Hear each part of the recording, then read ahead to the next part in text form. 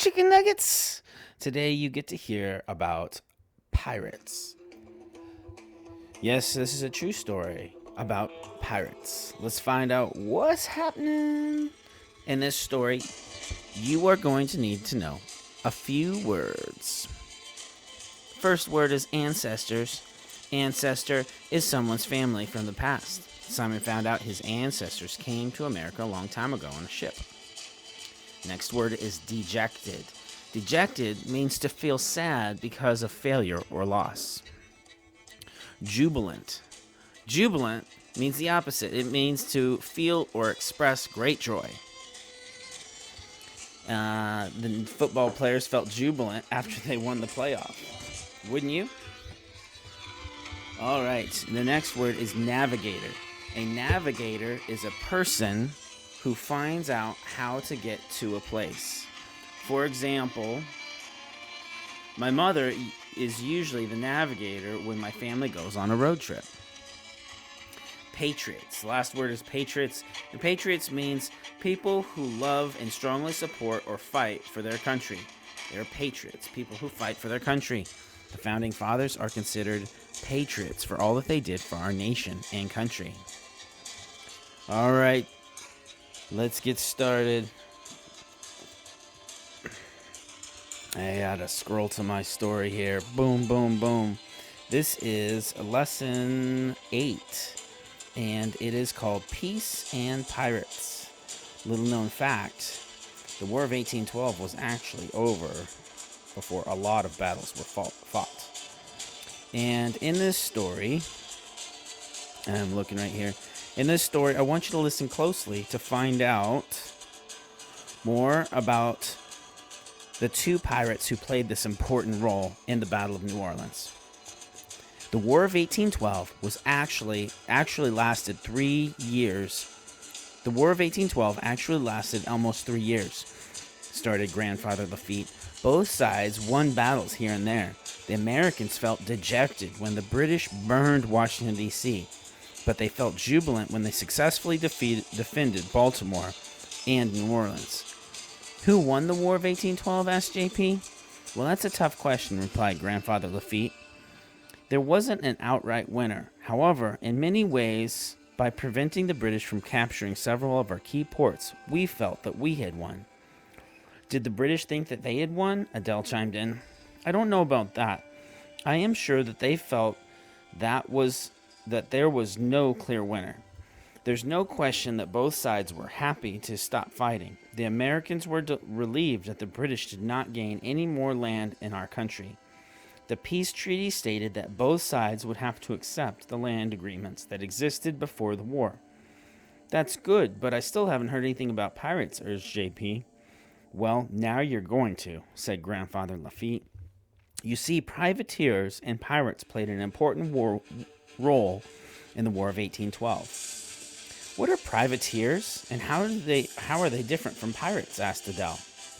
Well, I wasn't showing you the pictures. Privateers were basically government-approved pirates. That means they were allowed and sometimes even encouraged to stop British merchant ships and take their cargo. Sometimes they were asked to seize the ships too. This is often the only way that the United States get the supplies they needed. Do you mean to say that that President Madison told privateers to steal stuff? Asked JP, amazed at the thought. Well, said Grandfather Lafitte, many things happen in times of war that we would not ordinarily let happen. Back then, there were more privateers who owned ships than there were U.S. Navy ships and sailors. For a big part of the war, the British had blockaded many of our ports. We had no way to get supplies, and we could not trade with other nations. We needed all of the help that we could get. So, these privateers helped us by taking merchant ships and cargo that were desperately needed. By the end of the War of 1812, there were several hundred perfectly legal American privateers. Were the privateers pirates before the war? Asked JP. Some privateers were pirates, Grandfather Lafitte replied, but others were still young men who saw it as a way of making money. The most famous, or shall we say infamous, pirates turned privateers from that time were two brothers named Jean and Pierre Lafitte. Grandfather paused. Jean Lafitte was an excellent sailor and navigator. He helped spy on the British when they began to attack New Orleans. Pierre was an expert smuggler of stolen goods. Because they had been pirates, they knew the swamps and the bayous of New Orleans very well. Jean, in particular, could find his way around these dense jungle swamps that confused most people. He even created secret waterways and canals that only he and his fellow pirates knew about. They could escape from anyone who tried to capture them, and they hid their stolen goods in secret places, too. They knew the area so well that General Andrew Jackson helped them and asked them to defend New Orleans. He offered them a full pardon if they agreed. They did, and many people believe that Andrew Jackson would not have been able to win the Battle of New Orleans without the help of Jean Lafitte. Wait, did you say Jean Lafitte? Asked Adele, staring right at her brother, whose full name was Jean Pierre. Are we related to Jean Lafitte? Gasped JP. We are. It seems we're descendants of his brother Pierre, explained Grandfather Lafitte. I will tell you a little more about your namesakes. They were quite fascinating characters. Now, Grandfather and his children had his children's attention. No one knows for certain where Jean and Pierre Lafitte were born, began Grandfather Lafitte. But before they were born in France, others say that they were born in a French colony of Saint-Domingue. Pierre was the older of the two, and they think he was probably born in 1770, where Jean was born in 1776. But no one knows for sure. I guess they don't have birth certificates for pirates, joked JP. Both brothers were well educated. In fact, Jean spoke at least 4 languages, and the Lafittes were such good pirates that they had a warehouse in New Orleans filled with stolen goods. At one point, the brothers took over a whole island in Barataria Bay, Louisiana. They called it the Temple, and the island was like a settlement full of smugglers and pirates.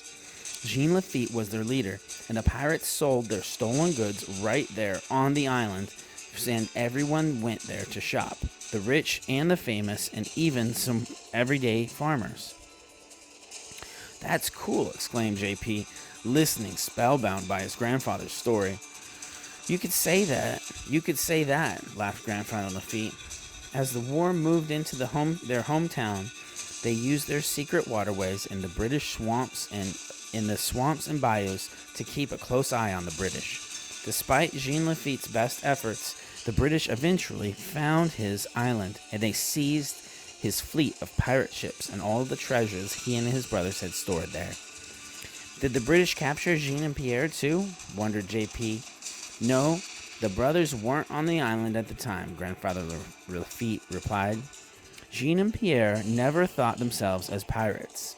They considered themselves loyal patriots and businessmen, but it had been pretty well documented that with the help of Jean and Pierre and their army of buccaneers, Andrew Jackson knew every move the British made. Thanks to them, he was able to outsmart and outgun the British. This really is the coolest story ever, exclaimed JP. I can't wait to tell my friends that my ancestors were pirates. I hope you'll also tell them what you've learned about the War of 1812, said Grandfather Lafitte. You are now both experts on the subject, and I'm sure your teacher will be very impressed with your new knowledge.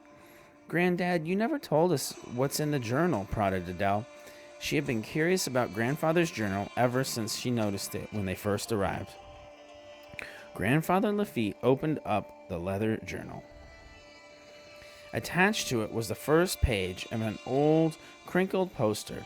He carefully unfolded the yellowing page. The Lafitte brothers advertised their stolen goods on posters and billboards in New Orleans. This is one of the posters. It may have held been held in the hands of Jean-Pierre Lafitte, said Grandfather Lafitte. J.P. and Adele looked at the poster. It read, "Come one, come all, to Jean Lafitte's Bazaar, Saturday. For your delight, clothing, gems, and knickknacks from the 7 seas." The children read the poster several times, and they both gently touched the delicate old document. Then Grandfather Lafitte folded it up and tucked it back inside the journal. "Now I suggest you two scallywags skedaddle. Take some time to think about all of the things that you've learned. As I always say, if we don't know something about the past, we can do a better job with the future." With that, JP and Adele hugged their grandfather, said goodbye, and ran all the way home. The grassy fields in front of their grandfather's farmhouse were now bathed in the late afternoon sunshine. "We're related to pirates," Adele, JP said in a loud whisper to his sister as the two raced excitedly home. "I know," whispered Adele. "I just don't know if we should tell anyone."